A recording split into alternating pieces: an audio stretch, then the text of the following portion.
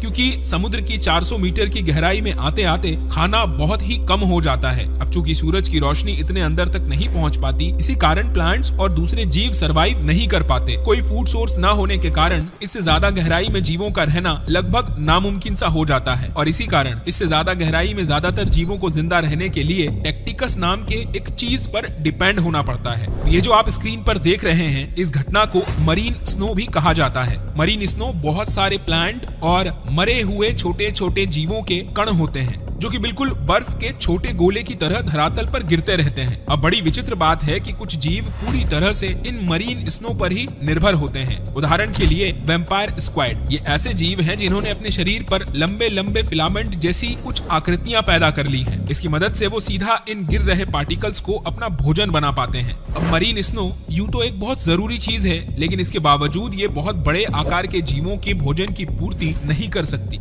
और इसीलिए गहराई में रहने वाले ये जीव समुद्र में बहुत दूर दूर तक फैले हुए होते हैं। अब खाने की तो यहाँ वैसे ही मारामारी होती है, इसलिए कोई भी छोटे से छोटा जीव जब इन्हें दिखाई देता है तो ये तुरंत उन्हें अपना शिकार बना लेते हैं। ये जगह इतनी ज्यादा खतरनाक है कि किसी जीव को अपनी जान जाने का जरा सा अंदाजा नहीं होता। ये जगह एक ऐसा नर्क है जहाँ हर जीव दूसरे जीव को अपने भोजन बनाने की तलाश में जुटा रहता है।